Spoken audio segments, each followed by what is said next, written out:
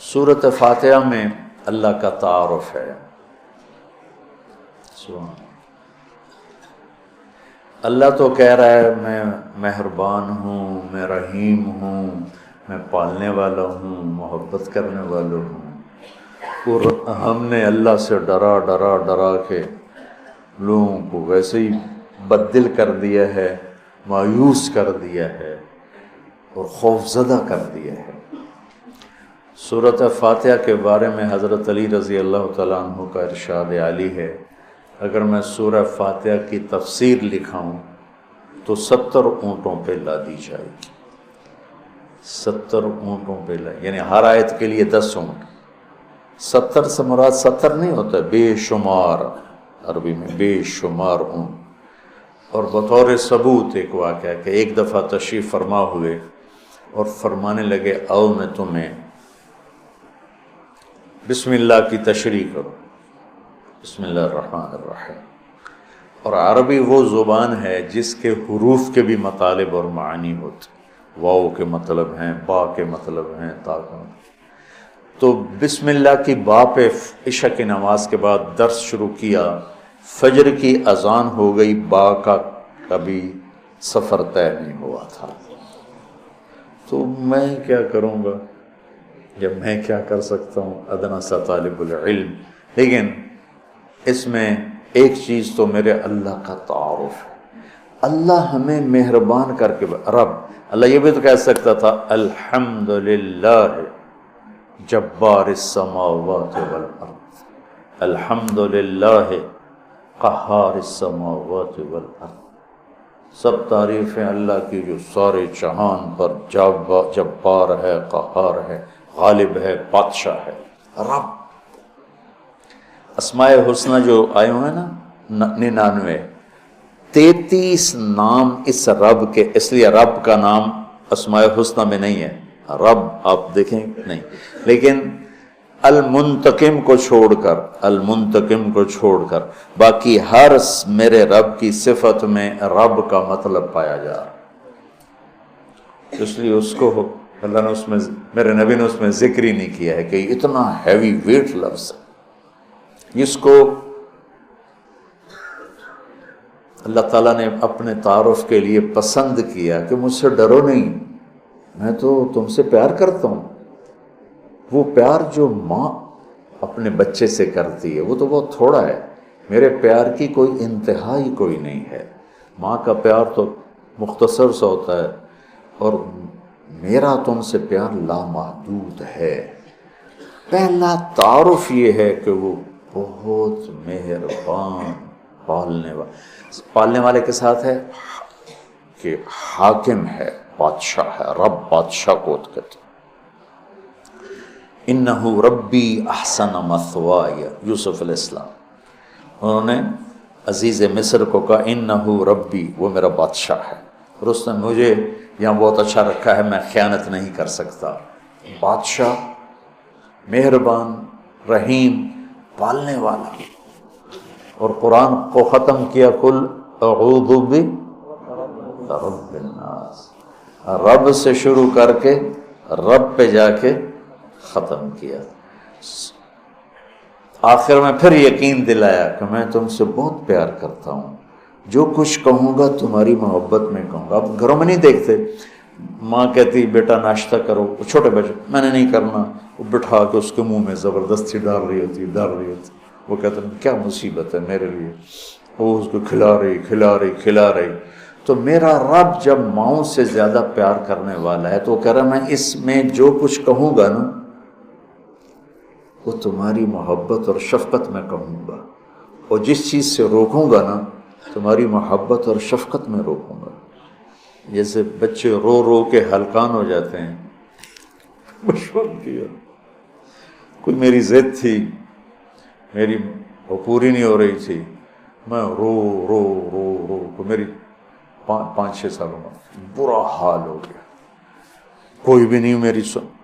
اخیر میں کیا دیکھو تم نے مجھے کیا بات چلے، میں کہ ہن میں رو رو کے تھک گیا، ہن تو میری گل منو۔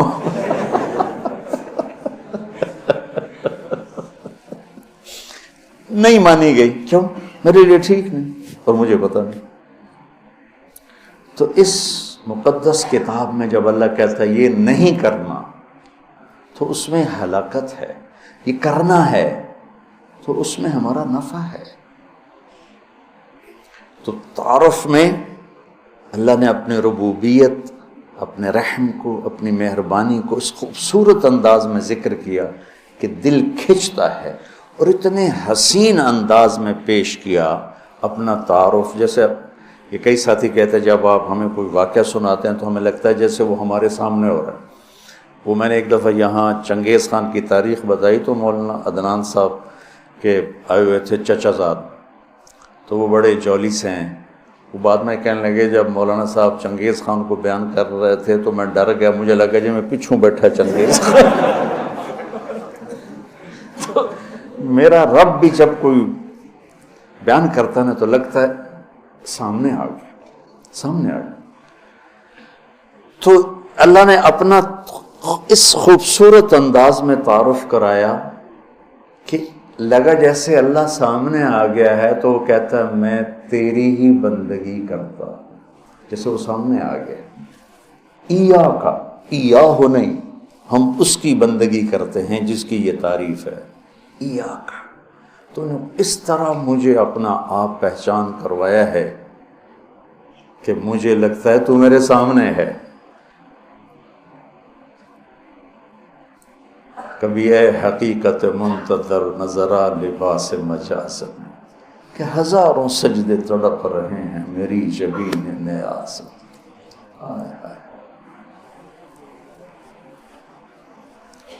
تو مالک یوم الدین تک یوں لگتا ہے جیسے اللہ سامنے آ گیا، وہ کہتا ایاک، جب تیرے جیسا شہنشاہ ہو تو میں کسی اور کی بندگی کیسے کر سکتا ہوں؟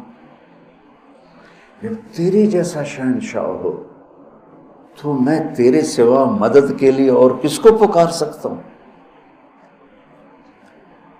مدد صرف اللہ سے مانگی جاتی اور کسی سے نہیں۔ ایک آپس میں ایک دوسرے کی مدد کرنا، مدد مانگنا، لیکن ایک ہی ذات ہے جس کے سامنے جھولی پھیلائی جاتی ہے، وہ اللہ ہے۔ ایک ہی ذات ہے جس کو پکارا جاتا ہے، اللہ ہے۔ ایاک نستعین، تیری تجھ سے مانگوں گا اور کس سے مانگوں گا؟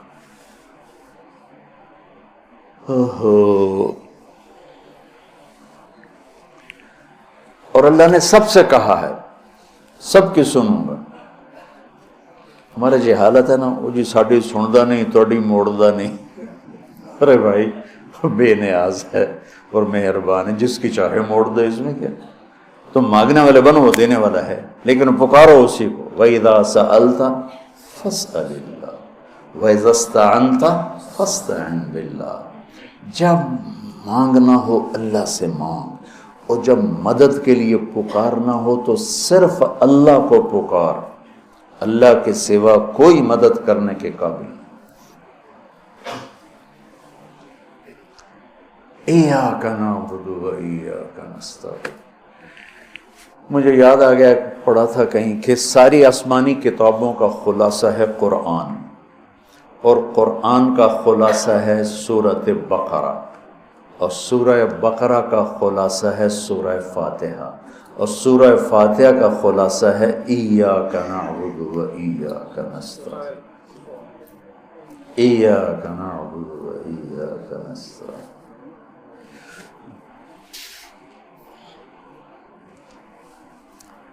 آگے ایک عجب دعا ہے، اہدنا الصراط المستقیم، یا اللہ میں سیدھا راستہ دکھا۔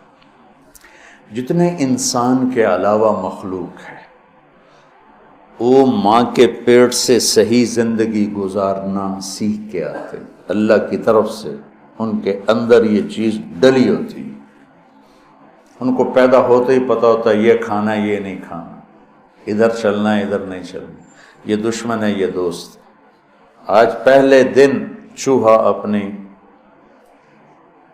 بل سے نکلا، اپنی کھڈ سے نکلا، سامنے بلی دیکھی، بھاگ کے واپس آیا۔ اس کو اماں نے تو نہیں بتایا تھا کہ بلی تینوں کھا جائے۔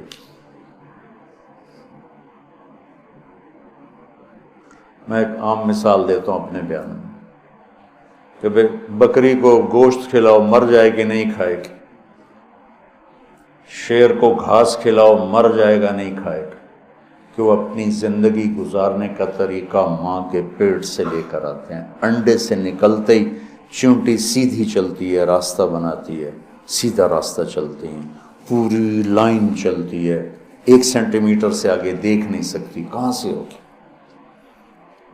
اللہ کا نظام، اللہ کا علم کہ ہر مخلوق پیدائشی طور پر جانتی ہے یہ کھانا یہ نہیں کھانا، اور انسان جانتا نہیں ہے، نہ دنیا میں صحیح چلنا جانتا ہے نہ آخرت کو تو ویسے نہیں پہچانتا۔ تو اللہ نے یہ دعا فرض قرار دے دی، ہر رکعت میں یہ دعا فرض قرار دے دی، مانگو کیا؟ اللہ میں سیدھا راستہ دیکھا۔ سیدھے راستے سے ہم عام طور پر سمجھتے ہیں کہ آخرت کا سیدھا راستہ ہو، ہر پل میں مجھے صحیح کیا کرنا ہے وہ دکھا۔ الصراط، اس میں دنیا کا بھی ہے اور آخرت کا بھی۔ صبح اٹھا، فجر کی نماز پڑھی، یا اللہ صبح ہو گئی ہے، کام پہ جانا ہے، یا اللہ مجھے سیدھا راستہ دکھا، میں تیری اپنی دنیا میں کیسے سیدھا چلوں کہ تو راضی ہو جائے، اپنے دین میں کیسے سیدھا چلوں کہ تو راضی ہو جائے۔ چلتے چلتے چلتے کچھ ہیرا پھیری ہو گئی، کچھ غلط ہو گیا، کچھ ٹھیک ہو گیا، ظہر کا وقت آ گیا، اللہ کہتا آ جا آ جا، اب پھر مانگ اہدنا الصراط المستقیم، چلو کچھ گڑبڑ ہو گئی، مجھے پھر بتا کہ میں نے دنیا میں کیسے سیدھے چلنا ہے اور میں نے آخرت کے لیے کیسے سیدھی زندگی گزارنی ہے، مجھ سے نہیں گزاری جا رہی، میری مدد کر۔ اللہ نے پھر تازہ دم کیا، چل جا، پھر ہیرا پھیری ہوئی، اونچ نیچ ہوئی، نہ کہا جا عصر میں آ جا، عصر میں آ گیا، مانگ، کیا مانگوں کا؟ مانگ کہ میں تمہیں سیدھا راستہ دکھاؤں، چونکہ تمہارے اندر یہ جانوروں کی طرح چپ ہے نہیں، انہوں نے وہی کرنا ہے جو ان کو ان کے اندر ڈال دیا ہے، یہ درختوں میں چپ ڈال دی۔ کبھی آم پہ انگور دیکھے؟ انگور پہ کریلا دیکھا تو؟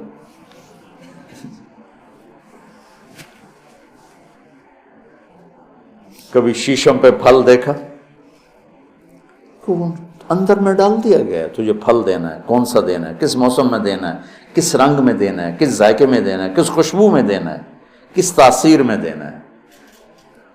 تو ہمیں اس میں اللہ تعالیٰ نے دونوں تاریں ڈال دی ہیں، اچھائی برائی، تو لگا آؤ پھر مانگو، عصر میں پھر مانگو، پھر جائے کو اونچ نیچ ہوئی، کہا جا مغرب میں پھر مانگ، وہ کتنا مہربان ہے، آجا مانگ یا اللہ، پھر گڑبڑ ہو گئی، پھر دکھا راستہ، پھر کہا چلو عشاء ہو گئی آجا۔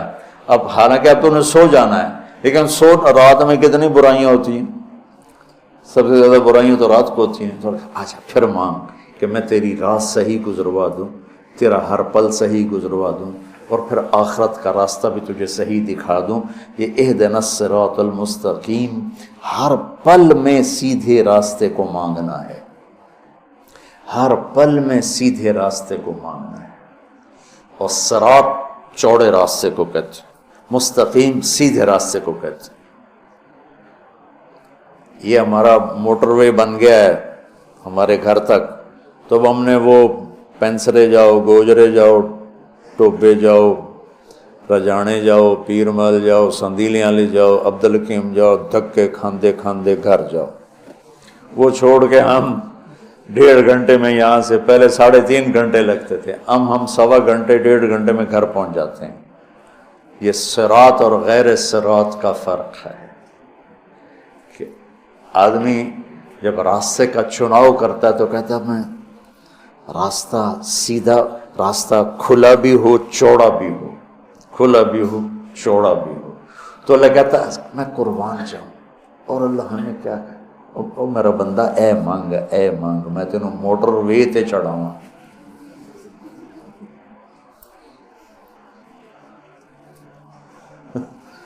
میں تجھے موٹر وے پہ چڑھانا چاہتا ہوں، تو بولے دی جھگی دی گلیاں پھر دکھن نام ہوگا نا بولے دی جھگی تو اس کی سڑکیں بھی ایسے ہی ہوں گی. اور صراط تلوار کو بھی کہتے ہیں. تلوار کا جو ایک ہوتا ہے نا ایک طرف، اس کو بھی صراط کہتے ہیں. تو صاف شفاف ہوتا ہے، کوئی کھڈا بڈا نہیں ہوتا. تو اللہ تعالیٰ ہم سے کہہ رہا ہے ایسا راستہ مانگ جو صاف شفاف اور جیسے صراط تلوار جیسے چیز کو کاٹتی ہے تیزی کے ساتھ، ایسے ہی اللہ تعالیٰ کہہ رہا ہے کہ وہ راستہ مانگ جو میں تیزی کے ساتھ تو اپنے گھر پہنچ جائے، جیسے ہم تیزی کے ساتھ اب گھر پہنچ جاتے. اور مستقیم، ٹیڑھا میڑا نہ ہو، سیدھا سرسبز ہو، سرسبز ہو، دیکھنے کو میں اچھا لگے. تو انعمت علیہم صراط الذین انعمت علیہم. ناعمہ اس بوٹی کو کہتے ہیں جس پر کبھی خزاں نہ آئے، وہ پودا جس پر ہمیشہ ہریالی رہے وہ ناعمہ ہے. وجوہ یومئذ، کبھی ان پہ کوئی خزاں نہیں آئی. تو اللہ کہہ رہا ہے صرف روڈ نہ مانگ، سرسبز بھی مانگ. کہیں چائے پیو، کتے کافی پیو، کتے بہ کے گپا مارو. وہ